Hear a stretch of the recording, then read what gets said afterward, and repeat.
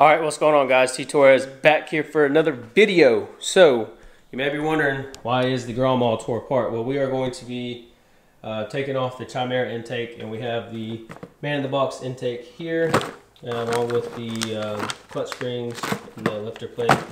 So, just to catch you guys up to speed, you're going to need to take off all the plastics on both sides, as you can see here, that I have done, which will give you access to the actual intake. Let me go back on this side, so it's a lot easier to see.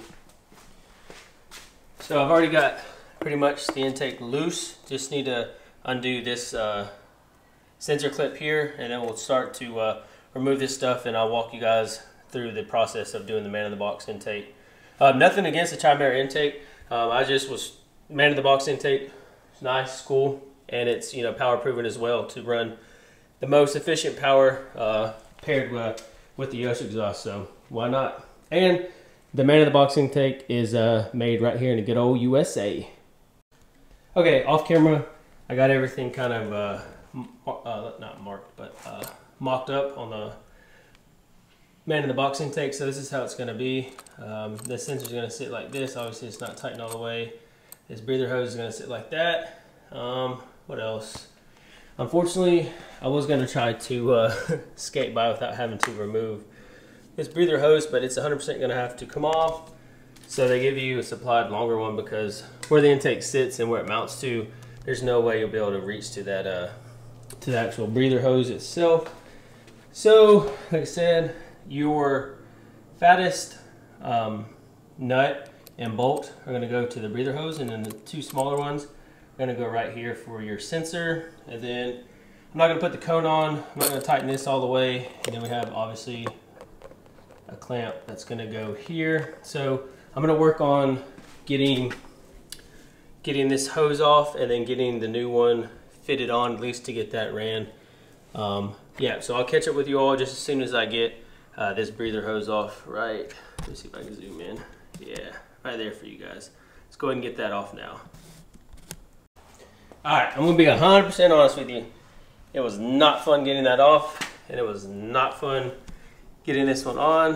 If you can't see my craftsmanship, I could not get that hose clamp on there how I wanted to, but I got it zip tied. I don't think we got nothing to worry about for the breather tube. So let's go ahead and fit the intake on and see what we got. Go ahead and fit this bad boy up.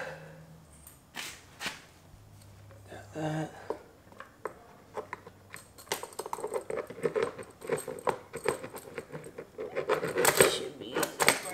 Mocked up on there. There we go. Alright, that's on. You can slide that how we want it. Bring this breather hose back out. Let me get this clamp all the way. Okay, we can access that from the other side. Alright, cool.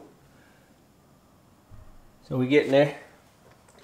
Okay, and then this is going to get mounted up to the top.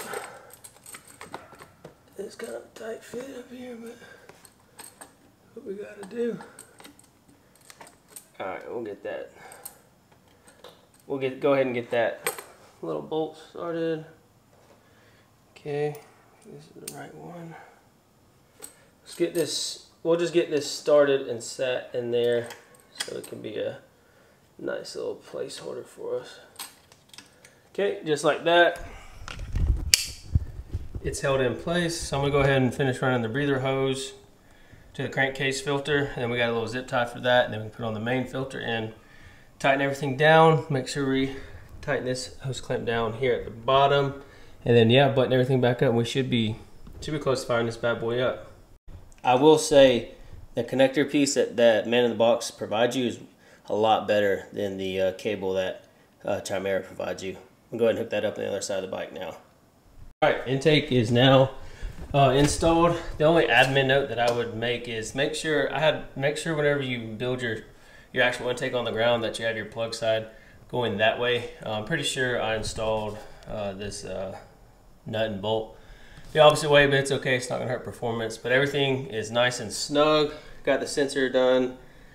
This is snug, zip tied there, breather hose done. So I'm gonna go ahead and put the plastics back on, and yeah, we'll fire the bike up.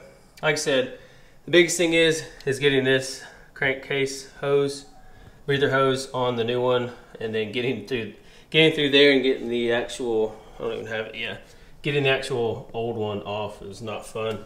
The new one wasn't fun either, but other than that, it went pretty straightforward. You know, I had experience from installing the Chimera intake before, but I can't wait to button everything up and see how this thing looks, and listen to how it's gonna sound. It looks pretty sweet, I'm not gonna lie.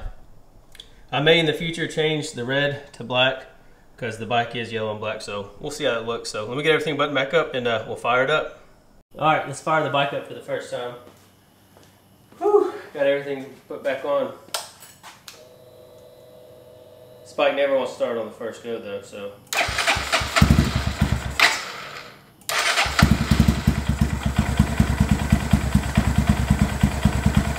Gonna let the bike warm up.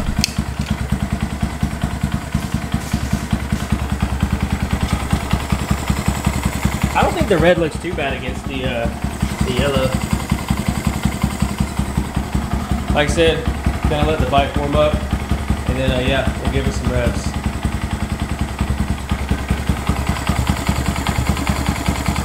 My neighbors, but let's go ahead and give this bike some revs.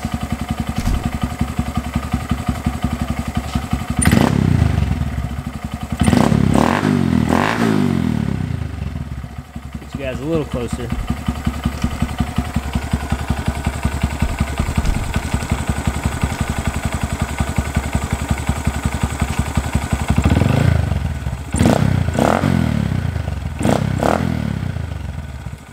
Alright, I'm not gonna lie, I just took it down and back on the road a couple times, and my butt dyno tell me it definitely feels a lot faster than the Chimera intake. I don't know if it's like a placebo effect, but yeah, it definitely feels a lot faster, a lot more torque, and yeah, it just feels a lot peppier. I don't know what it is, it's crazy to think. I don't know, but can't wait to get some more riding time with that intake. You know, I got to put some miles on it. I'm about to run up to the store and get some 93 ethanol free, and yeah, I don't know, comment down below, let me know what you guys think about the red filter with the black and yellow. I'm still kind of on the fence. I think it looks good, but I think I may change that to a black filter. But man, the man in the box intake with this Yost pipe, they told me makes the power, and it definitely, I can definitely tell, like I said, in the butt dyno. So if you guys have any questions, of course, about this install, leave a comment down below and I'll get back to you. DM, comment, whatever. But yeah, hopefully we get some more parts for the Navi out here soon. This thing is hurting for an exhaust super bad, super bad. But I'm gonna do some talking for just a second. Like I said, like I do in every video, I'm going to be at the Barber Motorsports small bore event June 3rd through the 5th. So if you guys are coming, comment down below, let me know. I'd love to see you guys out there. Hopefully I can get both bikes out there, the GROM and the Navi. Who knows, by then I may even have my monkey. So anyways, thank you all so much for watching this install video. If you're stopping to the channel for the first time, please hit that subscribe button, turn on your post notifications, and leave this video a big thumbs up. I'll catch y'all in the next video. Peace.